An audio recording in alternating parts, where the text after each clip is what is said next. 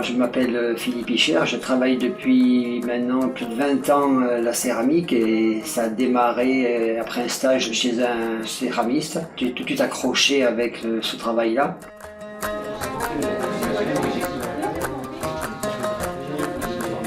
Alors, Monsieur Icher, je suis ravi de vous avoir enfin à la Galerie Les Intemporels, parce que je connais votre travail déjà depuis longtemps, et c'est un travail tout à fait à part. C'est tout l'assemblage à la fois de céramique, de métal, le bambou également qui vient soit de Birmanie, voilà, ce sont en Thaïlande.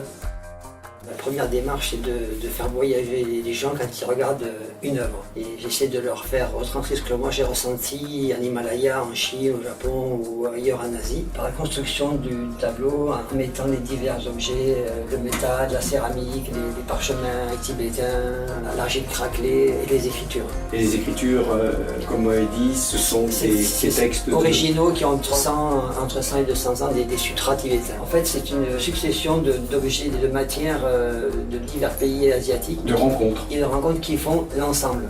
Et vous allez vraiment au fond, par exemple, du Tibet, dans des endroits très reculés. Chez l'habitant, on mange avec eux, on dort avec eux. Il y a un côté très zen, très philosophique. Très, une démarche. Voilà, une démarche philosophique.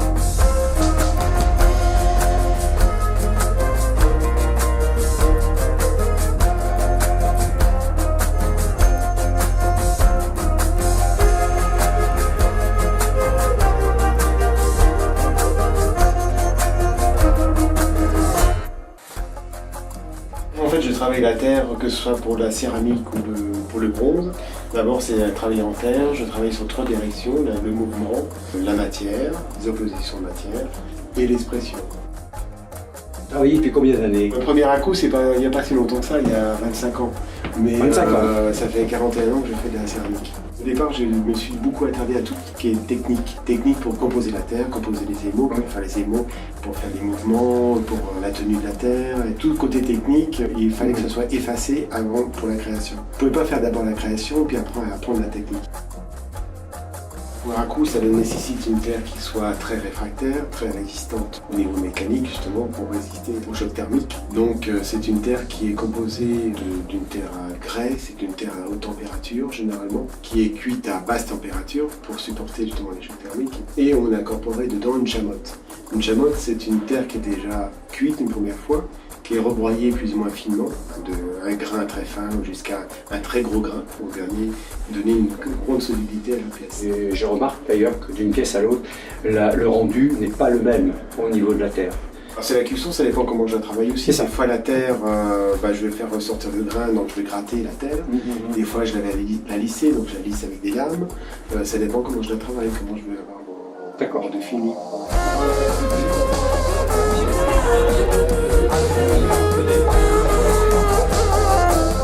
Quand c'est pour un travail de bronze, je travaille beaucoup plus le modelage, et après c'est transcrit en cire, et après coulé en bronze. Les platines sont faites avec le fondeur à la fonderie. Après, tous les bronzes revenus à l'atelier, on travaille à l'atelier, donc je dis bon parce que j'ai mon assistant qui travaille avec moi. Oui.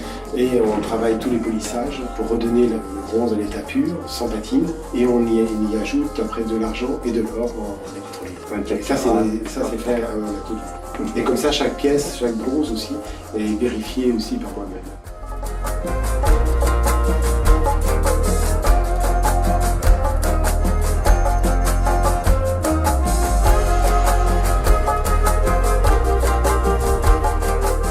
Beaucoup qui essayent de se mettre à faire des raccours de prestige, mais très peu arrivent à une performance comme la vôtre. Ah, merci. Voilà.